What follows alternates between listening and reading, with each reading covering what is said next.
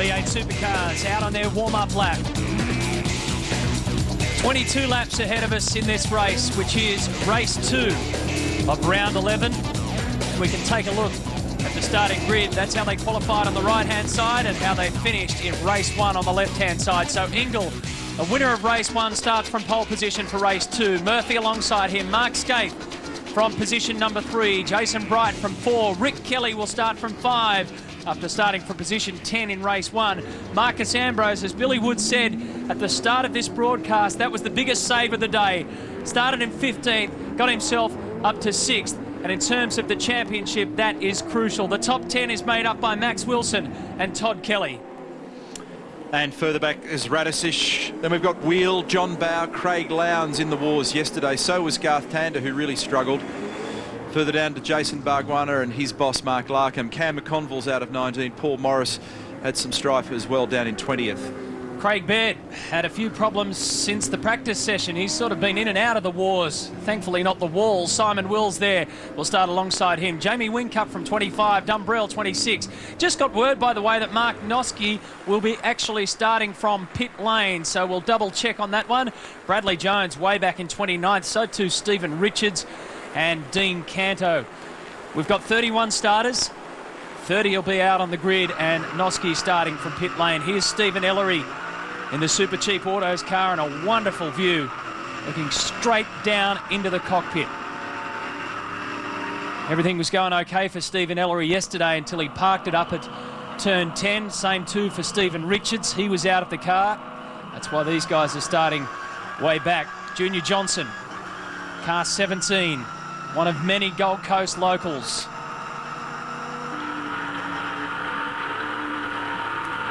Here is Jason Bright from Team Brock in car number 50. Greg Rust? Matty, since that Champ Car qualifying session, the wind has picked up here, quite a noticeable southerly breeze, which will be, I guess, maybe will have an effect on the cars, particularly down the front and back straight here at surface. Interestingly, too, ambient temperature right now, 29 degrees, on track, 35. Ford Performance Racing, car number 6 of Craig Lowndes. When things started to leave Craig Lowndes in the term of luck yesterday, he thought he'd just have a bit of fun and cut up a few cones along the way down at turn 3. Mark Skaife, the championship pitcher, as he defends his series crown, is getting very interesting. On the adjusted series point score, Marcus Ambrose still leads. After yesterday, his total is 1,684 points. Greg Murphy is 96 behind the leader. Mark Skaife is 129 points behind the leader. And Russell Ingle, pumped after victory yesterday. His best qualifying performance, and he said that was the key. He hasn't been qualifying well at Stone Brothers Racing. Well, he put it all together because he knows that when you start up the front here, you've got a much better chance. 17 laps is 75% of race distance. 100-kilometre blast around the streets of surface from pit lane. Building up for the Gillette V8 Supercar Challenge. Who will win this starting war between Russell Ingle and Greg Murphy? It looks as though Ingle got the power down well. He shoots across, a big puff of smoke out the back of the BA Falcon, and he is away into turn 1. I think Ambrose might have crept up on Skaife here too. They'll go side by side to the chicane and through the chicane. Whoa! He had to go either side of the tyre bundle down there. Somebody was going to get squeezed out. Ambrose decided to go into the right. If Skaife had gone further left, he would have found the wall. Ingle is first. Down to turn 3, Murphy sneaks right up behind him. There's Bright, there's Skaife, then Ambrose. Bit of a lock-up, too much, maybe, no. Holds onto it. Glenn Seaton, starting from position 12, goes blaring into turn 3, the short shoot to turn 4. The Acer Intel corner takes you back up with the beach on the right-hand side. Now it's all about grunt. Into the Bartercard S's. Todd Kelly looking to make a move on his brother. Couldn't get through. Very windy, as Greg said before. You can see some junk on the racetrack there. It's already a place where temperatures play a huge role. The last thing you need to do is pick up some more heat inhibiting stuff. Whoa, Bridie got sideways on the exit of the chicane. This is right at the top of the track, turn 8, the northern end. Slide the rear of the car out as the laps go on and the tyres start to go off. Looking out the back, the Stone Brothers racer, Caltex Haviline Ford, through the Exide turn. That was turn 10, now 11. So the critical thing here is that Russell was able to get off the line quickly and efficiently. It looked like a pretty good start. Murph's gone with him. They've dropped the others off ever so slightly on their standing lap. We'll take a look at the order as they go across the control line. Ingle, a standing lap 2.55. Then Murphy, Bright, Scaife, Ambrose, Johnson, Bernard, Wilson, Rick and Todd Kelly. Here it is on your PlayStation 2 race score. The movers and shakers in the first lap, indicated by the yellow box. Murphy's put the headlights on. A little bit of needle between these two characters in the media conference last night as a result of the contact made in pit lane. But you need to also understand that in terms of pit lane management, the drivers actually don't have much to do with it. It's a crew issue. Here's the replay of the start. Watch Ingle on the right. They sat there for a long time. They held them for a long time at huge revs, and a great start from Ingle. But watch Ambrose here in the blue car. It's 2 days in a row where Mark Scaife won't mark his own card too well, and then Ambrose actually tried to move over pretty quickly on Scaife, and they went side by side down to the first chicane. Ultimately, Marcus went to the right of the tyre bundle and Scaife went to the left. Hang on, where's Bridie? Well, Jason Bright was in third position, so he's dropped off the radar. There he is. He's had big contact with either a wall or the tyre barrier. Damage to the front left.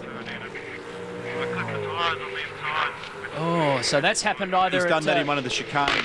Yeah, with all the red on the car, you can see it'll be on the exit of this one. See, she's had the big understeer here. Now he's tried to hook it, and he can't get it back round. That is Max Wilson personified. That happened in the practice session. Marcus close to avoid. So there you go, big damage, steering damage on the front left. And look at the steering angle on Bridie's car. So it's given the steering arm a huge tweak. Clips that little tyre barrier on the left-hand side going into that chicane.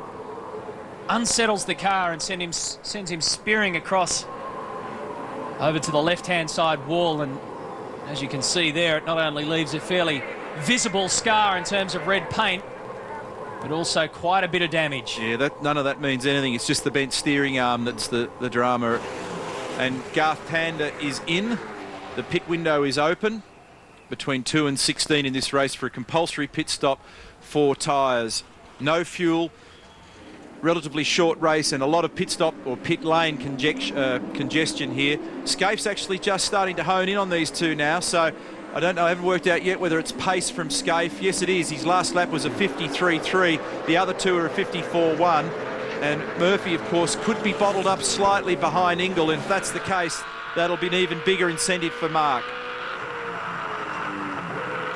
They're going to swap off these tyre sets. Depending on how everybody's configured the way they've used their rubber, they might have another lease of life when they put the other set on. No, this is not the compulsory stop. This is a problem with Garth's car.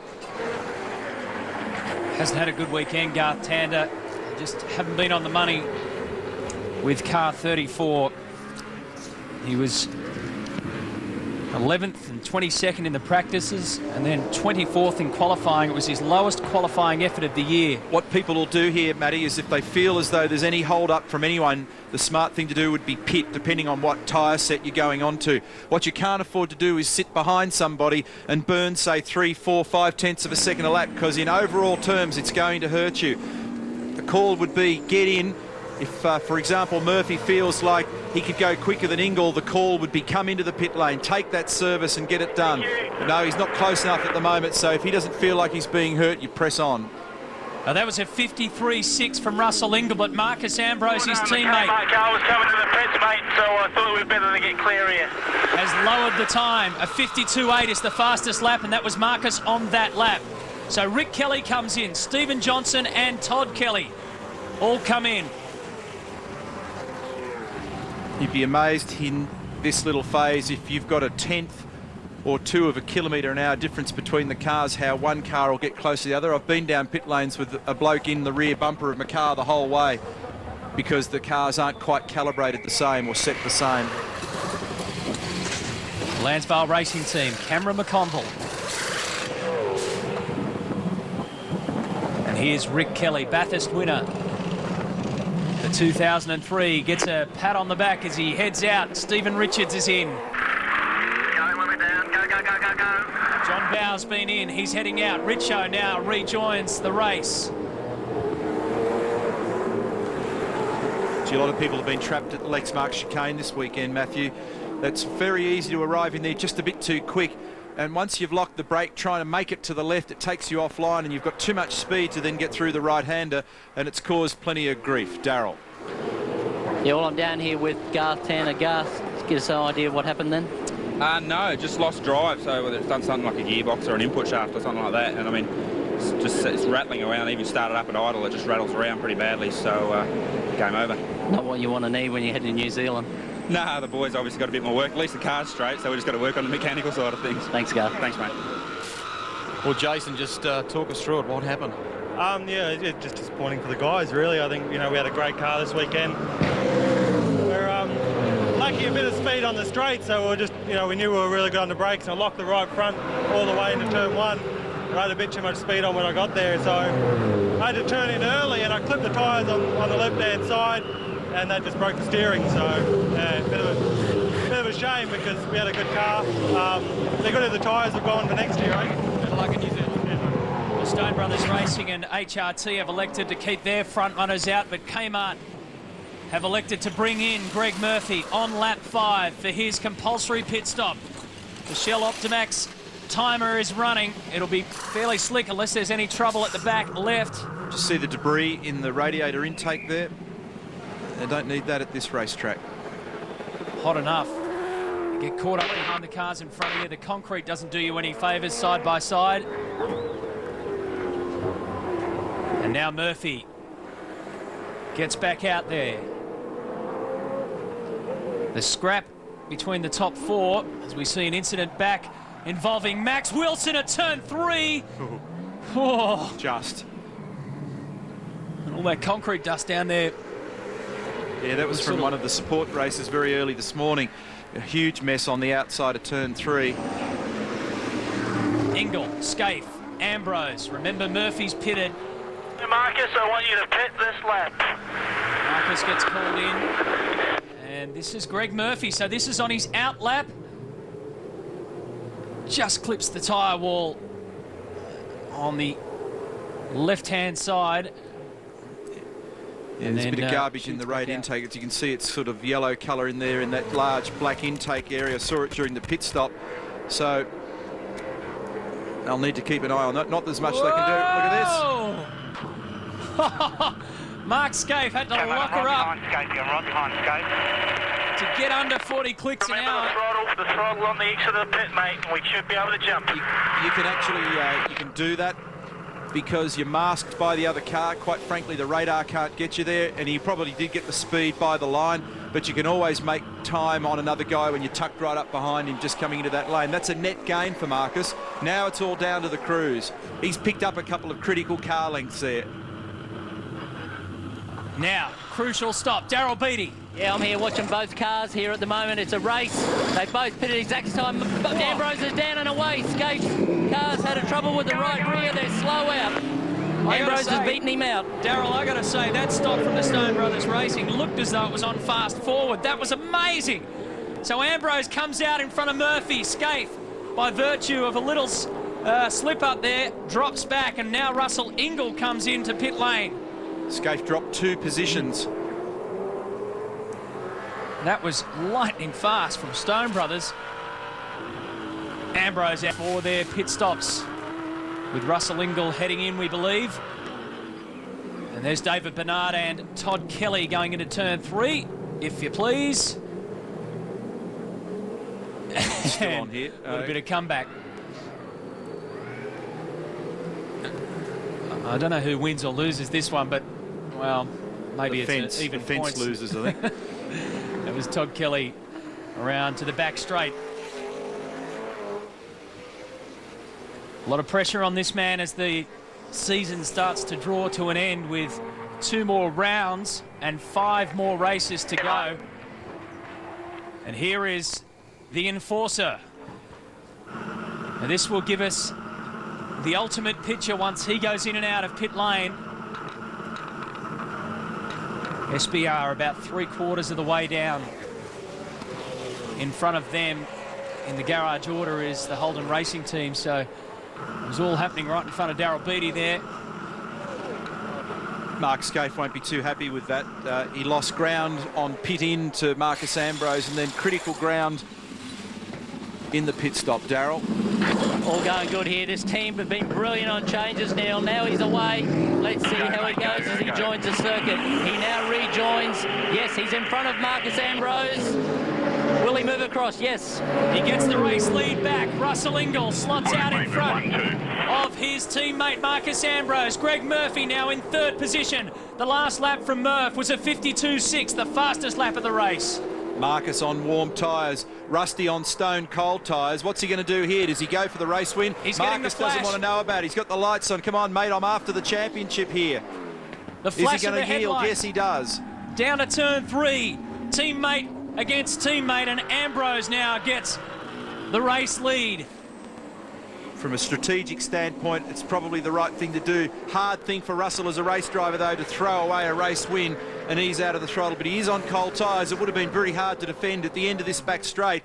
And when you muck around doing stuff like that, it's amazing how quickly the other guy gets on you, and that's exactly what Murphy has done. Pressure on Ingall here. His temperatures are still not up there as Murphy starts to range in. And remember, Murphy's just come off the quickest lap of the race of 52.6. So Stone Brothers Racing have played their hand. It's now 1-2 for their teammates on the road. Marcus Ambrose leads the Gillette V8 Supercar Challenge. We've got a good race right here on the streets of Surface.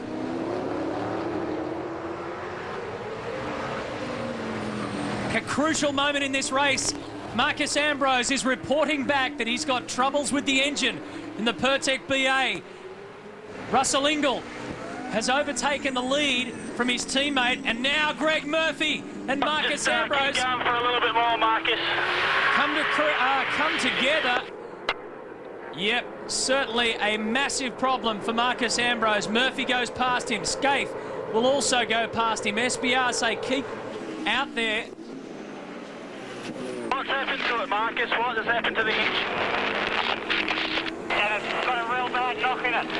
Lost power as well. There you go, it's lost power, it's got a real bad knock in it, so a mechanical failure in the engine for the Stone Brothers car after leading comprehensively. What a comeback after a shocking qualifying.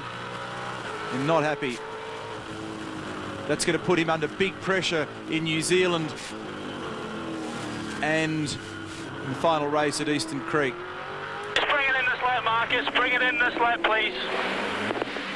There's 96 points on offer for the race winner here. So they would have had a quick think. Keep going, Marcus. Just keep going, mate. Here we go.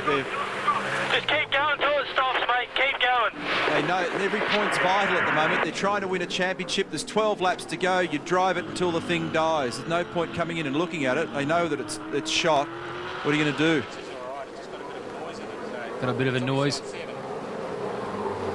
Firing on 7 cylinders only, and Marcus collected 81 points out of race. There, Marcus, stay out, mate. Just keep going until it doesn't go anymore. Out of race 1. What about race 2? How many can he salvage now that the BA is starting to give up the ghost? Darryl, what have you learnt? Well, you got to hear a little bit of that, Matty, but Ross Stone just said to me, temperatures are fine and pressures are fine. Obviously, it's running on 7. That's the knock that he's getting. And championship at stake, they don't care if it destroys the whole engine. Keep going to the finish. Yeah, I was surprised when they were talking about coming in. I mean, there's zero logic in that. You might just drive the wheels off the heat. You might as well press on and get anything you can. A point could make the difference in this championship. And he's still 4th at the moment. And there's 11 laps to go. See whether we can hear anything. It's going to sound flat if it's on 7. Let's have a listen. 12 laps to go. Hang in there, mate.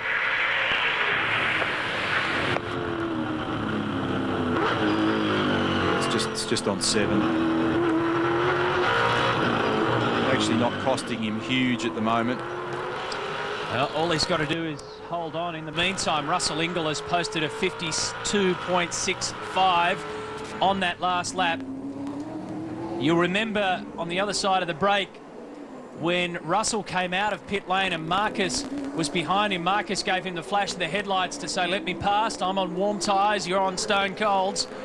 Well, when the engine started to go, Russell gave Marcus the headlight flash and took over. It happened about this part of the track. Now, Ingall has the race lead. There are 3 other drivers out there on the road who are ahead of them, but they have not pitted. Simon Wills, Jason Richards and Anthony Tratt. The amazing thing about Marcus this weekend is the way they came back, and he came back because the crew played it smart yesterday. He was in that bunch of cars back in the pack a little bit and quite intelligently just stayed out. I think HRT have probably got every reason to be a bit frustrated out of this weekend. You think about where we started from with Todd Kelly very fast, that beautiful lap in the shootout, and then a drama with a jack or an air bottle yesterday putting him out of contention, and then a sluggish pit stop yesterday and another one today for Mark Scaife. So they've probably given away the opportunity, having started from the front row of the grid, they've given away the opportunity to walk away with everything this weekend. So Ingall is the leader. Murphy is second and Scaife is third. Ambrose is doing his best to hold on to 4th position. The group that we're looking at now represents 5th Glenn Seaton, 6th Max Wilson, then Todd Kelly 7th, Bernard will be 8th, Wheel and Radicic 9th and 10th. The significance of that last set of comments I was talking about is the fact that it's the little things that add up in this championship, Matthew. You know, just little things, a little fumble pit stop, and there's huge pressure on the guys in the lane, and you can hardly blame them sometimes for the difficulties that they face in trying to service these cars accurately, get them in and out, or, you know, some little drama with a jack or an air bottle. It doesn't take much to completely change the face of your result. Ooh, whoever that was in plenty of strife there.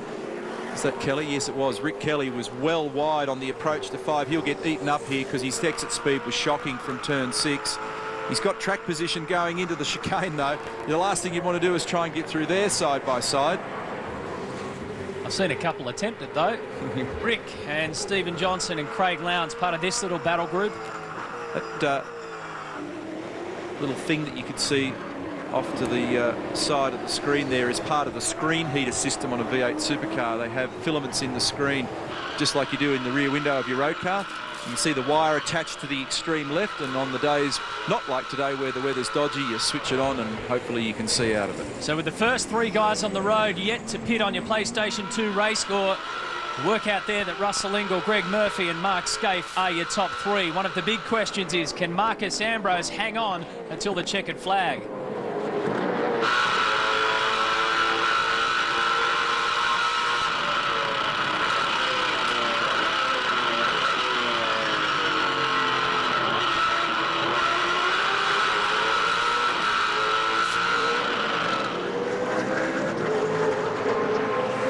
Looks pretty tranquil from there, doesn't it? Just beautiful. Surface paradise. Different story down on the streets. Very different story as we zero in on car 31. Not again. Stephen Ellery is extracting himself from the Super Cheap Autos car. We've got a safety car on the circuit. He looks a bit dazed. Stephen Ellery looks very dazed. He's hit the right-hand side there at turn 8. His first race came to an end about 100 metres or so further up the road, but now Stephen Ellery is... if you go in there too quick, Matty, and you just think, well, I'll just hook through and I'll make it anyway, there's just no space on the exit, and he would have had a big... He's really nailed that wall hard. He's not well. He's... the marshals there are just making sure that he gets down and takes a breather. Incredible. Simon Wills is actually in the uncorrected lead of all this at the moment. And one of the things, we're going to go into an interview, but just before we do that, 75 race distance is 17 laps. So if this is a real lengthy hold-up with medical intervention and it goes for a couple of laps, they could declare this race with Wills the winner. Rusty. Well, Neil, just at that moment, Simon Wills has been in for his pit stop, but we're down here with someone who's, I guess, smiling about the state of the championship at the moment, considering it could go right down to the final round, Tony. No doubt about it. What a great championship we've got this year. It's a real Titanic Ford versus Holden battle, and I know that all the fans get along to round 13 in Sydney because we've got a hell of a program organised, great entertainment. We're going to have a very, very big weekend in Sydney to finalise this. Send everybody home happy from this year. In previous years, we've often had a bit of controversy at this round about, you know, sharing the billing and things like that. How's the V8 Supercar fraternity been treated this weekend, do you think? Oh, look, the management have done a very, very good job. We're pretty happy. They're going to build our new pit facilities for next year. And we've got this great new deal going forward starting next season. And no, they've really turned it on for us here. And the Champ cars, it's a great win-win for Queensland, and Queensland government to be commended for the fantastic exercise I've thrown together here. It's world-class. Thanks for your time, Tony. Pleasure, mate. Very happy man, Tony Cochrane, and he should be, because Rusty's got it dead right. It appears as though this championship is going to go right down to the final round. Now, Stephen Ellery has just disappeared off the bottom of your screen, and then a little bit of contact involving Paul Morris and one of the Valvoline cars, so that'll be Jamie Whincup. But by then, Stephen Ellery had already made contact with the wall at turn 8. Pulled out of the car on the left-hand side and then quickly attended to. Continue to snake their way around Surfers Paradise, led by the Audi safety car. And this is the reason why, thankfully, Stephen Ellery is okay. He's more than okay. He's now in entertainer mode. But that's the end of the day for the Super Cheap Autos crew. The end of the weekend, in fact. What started out pretty good turned pretty yuck for car number 31, because they were on the money. He qualified 8th, ended up 7th in the shootout. Equal best start for the year. Had a DNF in race 1 at turn 9, and then a DNF, as you just saw, in race 2 at turn 8. One curious point here is that when the safety car intervened then and Russell got out of it, remember that he was down in the order because there were still some people to cycle through their stops. That enabled, when the safety car went and picked up the net race leader, who was always going to be Russell, that enabled Team Dynamic and Wills to make a very good stop. Here's the replay of Ellery going in, and he's actually come out in the corrected order now, all stops done, in 4th position with a young set of tyres. Remember that you've gone on to another set of tyres now, so that'll be an interesting one when we go racing. Rusty. Neil is down with Ian Walburn, crew chief for Super Cheap Auto Racing. Steve's obviously out of the car and seems okay, but you guys might have a big night ahead of you before the cars go to New Zealand. Well, we have a serious bit of work from what I'm seeing on television. Looks like the right front, right rear have taken fairly heavy hit. What happens in that situation? Do you try and get it race ready here, or do you tee up smash repair places in New Zealand? How does all that work? No, fortunately we've got a terrific service, Logan Village Smash. They'll look after us. We will go to New Zealand fully prepared. Thanks, mate. At least they're a local team, so that's some advantage, because they can get that thing back this afternoon and start work immediately. It's a nightmare if you're a Melbourne-based team. The highs and lows, supercar racing, never more evident than at Super Cheap at the moment. Podium finish at Sandown and Bathurst secured their future with Ford and Super Cheap. And now the streets of Surfers come and bite pretty hard, but they'll come back. They're a good crew, good bunch of guys, and they work very hard. What do you got, Darryl? Yeah, I spoke to Ross Stone again. Matty's saying that temperatures and pressure's still okay with that car, but I notice every time it goes past here, it's just a constant flow of oil or smoke coming out of the exhaust pipe. Obviously, it's not running on that other cylinder, so there's excess burn there as well. But I'd say this restart's going to hurt him if they're all up there behind him going down the straight. You're right about that, Darryl. They'll all blow by him in a straight line if it's on 7, which it sounded like it was, and he was on the radio trying to find out what sort of pace the people around him were making. He knows that some of them are going to go by. He wanted to know where he'd settle in the field with people of an equivalent speed. Well, the whole lot of them are going to be quicker than him, but he'll be on a bit of a mission to do the best he can to block without being too overtly evil about it. And here's where we go in a couple of weekends' time to round 12, the New Zealand V8 International Saturday and Sunday, 8 and 9 of November, 3 till 5 Eastern Daylight Time on Saturday, 2 till 5 on Sunday. That's going to be a great weekend. We love the trip to New Zealand. 3 races over there to look forward to, then the grand finale at Eastern Creek at the end of the season. So still a heap of racing to come, including the conclusion now of this one. I think it's going to be pretty interesting, Matty, depending on what state various cars are in as tyres come back up to temperature and pressure. That car 44 has got younger tyres. Glenn Seaton's in the game here as well. He's behind the ailing Pertec car.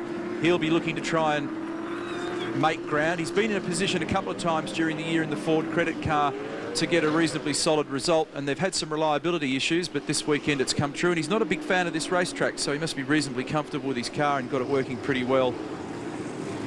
Interesting what's going to happen there up towards the VB chicane. So effectively more than halfway around this lap. The Audi will pull off once they get along the main straight. It will dive into pit lane. The cars will remain in single file until they hit the control line, which is around about 3/4 of the way down that main straight. Only then can overtaking be attempted. Sets up a pretty interesting scenario heading into turn 1, and as Neil mentioned, Marcus Ambrose's car is ailing. In front of him, Simon Wills has got new tyres. Behind him, Glenn Seaton is putting down some pretty good race times, and on the restart down that main straight, Younger tyres, not necessarily new, and tyres that are stone cold. At least the others around him are up to some degree of temperature, so he's got his own little battle. When they do come in, he'll have more grip. Look at this, the boys are playing games here. Russell slowed the pack down, and look further down as they all go left and right. It's a bit of a concertina. Now Russell gasses it up and says, "Cop that, you lot." Murphy was able to run with him. Greg Murphy didn't fall for that trick. He's seen that plenty of times before. Ingle shoots down to the Lexmark chicane. Let's see who gets through here clearly. The restart underway. Ingle, Murphy, Scaife, Wills, Ambrose, Seaton. Then Max Wilson, Todd Kelly and David Bernard. Paul Wheel makes up our top 10. There's the Simon Wills car number 44. Down to turn 3. Debris goes flying above the track. Good cold tyre pace from Russell here. Couple of car lengths. Oh no, that's Todd Kelly, David Bernard and Max Wilson. All at turn 3. Now a couple of others join them. Jason Richards is stuck. Paul Dumbrell is facing the wrong way. Look what happens when you lose track position. Todd Kelly was going to be so quick this weekend in that car after that lap we saw yesterday. You lose track position, you get back in the pack where the nonsense occurs. Is Jason Richards going to be able to get out of this, or does this trigger yet another safety car? Could that be the key? Todd Kelly's got a little bit of damage. We'll see the impact here. It was actually Stephen Richards, not Paul Dumbrell. So Bernard that's actually... 3 wide going into turn 3 doesn't work. Yeah. And now Richards will join him here. Both Richardses. Forwards. Stand by. Stay with it. Stay with it. Safety car. Keep jumping out of gear now. Simon Wills also reporting that his car is jumping out of gear. That's not what he needs. Oh, dearie me. Copy that. That was going to happen every... Oh. No way. Oh, Stephen Richards and Jason Richards making contact there. You need to look at that incident again. Bernard was busy creating his own accident on the inside. He was on the dirty track with the rear brakes locked. Todd Kelly was getting all crossed up in the middle. That was just... Wow, look at the... And there's Jason Richards. Well, he was tripping over Stephen Richards, no relation, and this is Todd Kelly's car, and there's a good example of a weekend that goes bad, and that's all started from that bad stop yesterday that put him back in the pack. I'll tell you what, Neil, all this shenanigans is actually playing into Marcus Ambrose's hands in terms of the championship. Remember, he's under a lot of pressure, and while they trundle around in safety cars, he doesn't have the pace to match because he's on 7. Okay, so Max turns in on the race line. He thought he was fine. Todd was sort of already out of shape, and Bernard was completely out of shape, and Max had himself exposed, but I don't know, you need to study it a few times to see who was at what bloody pillar, but that's just a chaotic incident. Look at them all trying to get out of there. Yeah, Todd's already made contact, and I don't think he got far enough up, but you need to study it carefully before you pass judgment. But this is where the next incident occurs. Just to add a little bit of variety, folks, it is now spitting rain out there as well. Now, here we go. Yeah, Todd was locked up.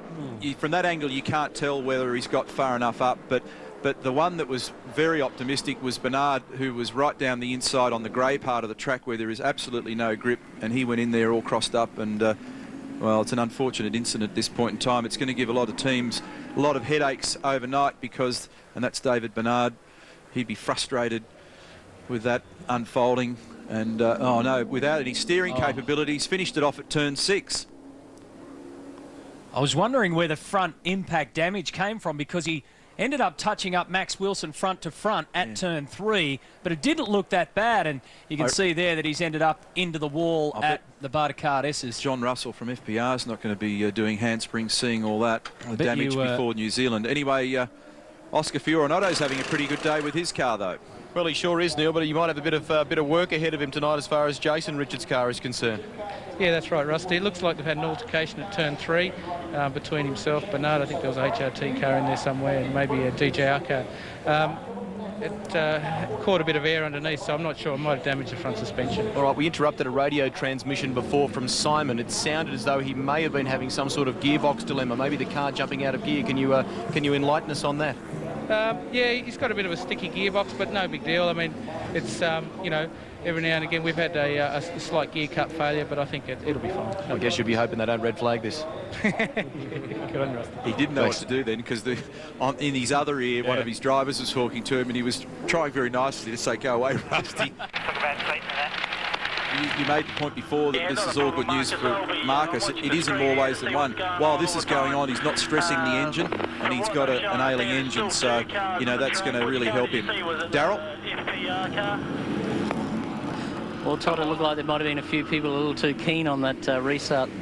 Yeah, well, just a classic case of people being stupid, you know, last-minute dash to the line, but our theory for the end of the race was just to bring it home and get the points, and obviously the guy behind me had a different idea, so I really couldn't do much about the position I was placed in. It's been a bit of a shame, mate. The car was awesomely quick in the top 10 shootout. You had some problems with the jacks yesterday.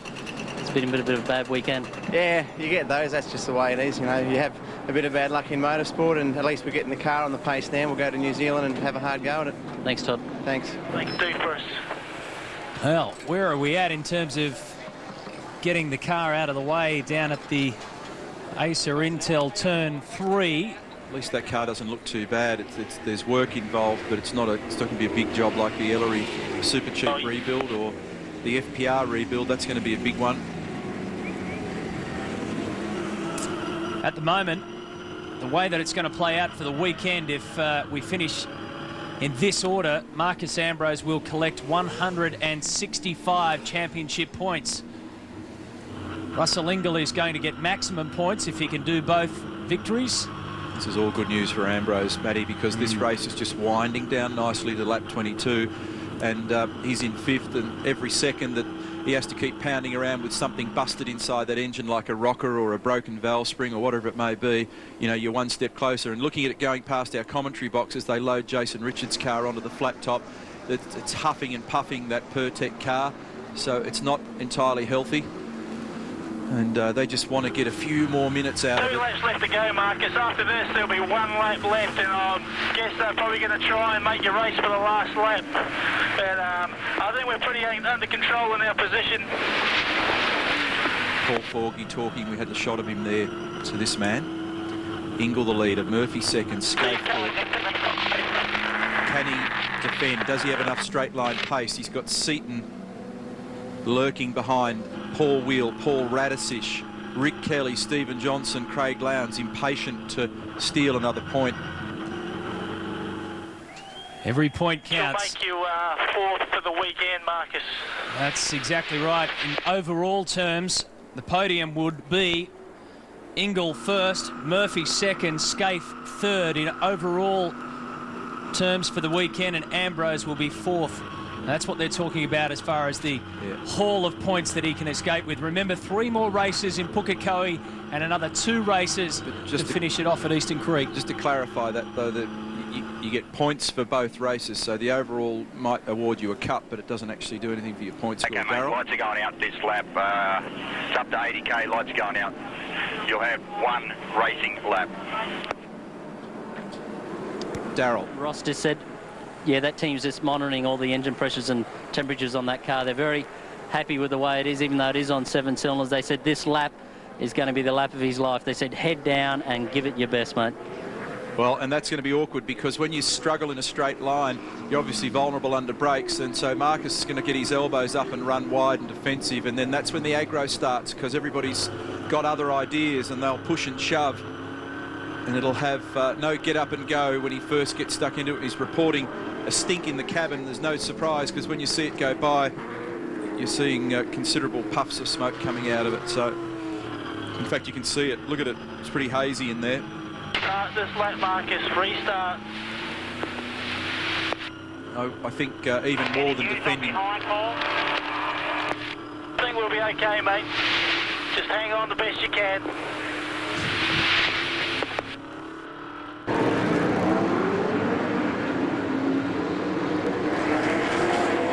I think the game here for Marcus is a little less emphasis on this sort of one-lap bonsai effort to finish wherever. I think the emphasis needs to be on the last word, which is finish. You know, the way the point score is, and there's a look towards the south, down towards Coolangatta, and it's pretty black down there, and that's to the southeast. To the southwest, it's even worse. And we're smack bang in the middle of this circuit when it comes up that way, whether it comes from the southwest or southeast. It normally gathers itself right above this 4.5 kilometres of roadway and then drops it on us somewhere middle of the way through the Champ Car race. It's magnetically attracted to those 19 Champ Cars, and it'll get there about 1 minute before race start.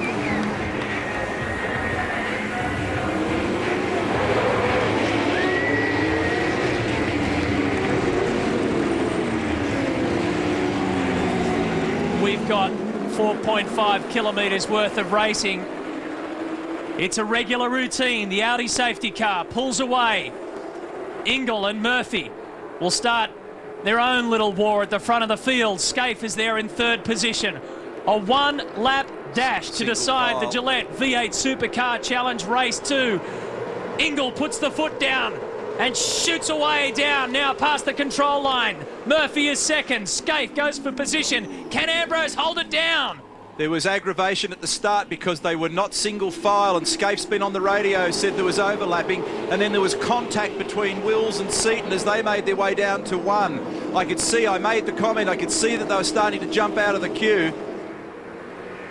Through the Energex chicane. Now, down to the Acer Intel turn, which is where everybody got tangled up. Funnily enough, we understand Dean Canto's had a shunt at the rear of the field. Glenn Seaton gets a little touch-up on his way into turn 3. These restarts are, on this track, a classic pressure point to trigger incidents. Let's see what happens at the end of the back straight here. They're all on cooled-out tyres. The pressures have gone down slightly. Scaife is adrift. He knows he can finish third at worst.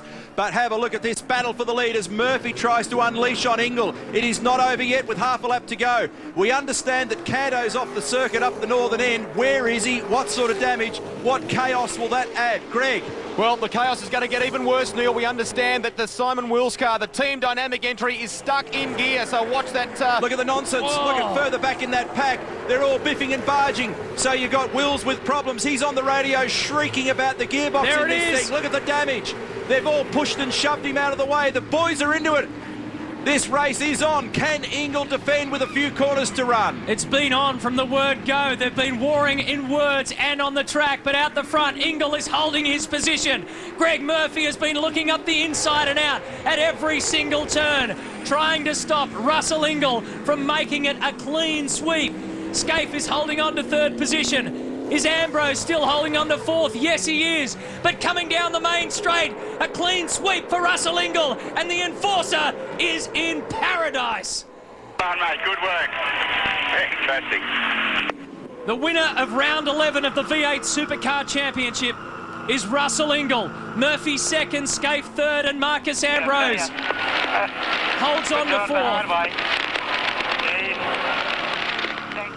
And importantly, Ingle gets 192 points, but importantly, Marcus Ambrose collects 168 points for the weekend.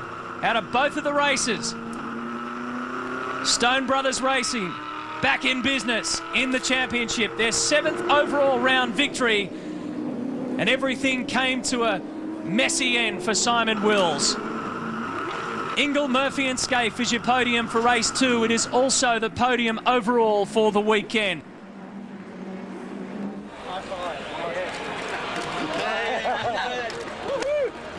Thanks, dude.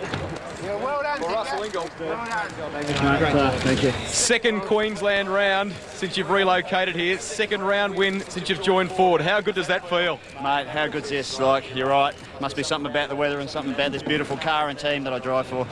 Fantastic job. Like, how important is the pit crew? Like, I mean, just got such a good stop, got out there, got out in front of everyone. Just a beautiful stop, and a credit to these guys. You're right, it was a demon stop, but you set it up at the beginning of the weekend yourself. You said qualifying here is so important. Not one of my strong points. So, look, some of our data guys have been drilling me in the head and saying, look, this is what you got to do to punch out a one-lap qualifier. That's what we've been working on, and so far so good. How good does car 9 feel now that we're heading to Pukekohe? I love my car 9. That's great. Good luck at NZ. Thanks, mate. Well, Murph, I guess you've got to be reasonably happy. The 2 men in front of you in the championship were behind you today. Yeah, no, I'm wrapped. It was a great result for the guys, consistent, and it wasn't first, but you know, it's seconds better than behind Marcus. So we're wrapped with that. Russell did a great job, drove really well, and we didn't have the pace today. So, but I'm stoked with finishing where we did. What's next? New Zealand. New Zealand, bring it on, bring it on. Thanks, Murph. Thanks, mate.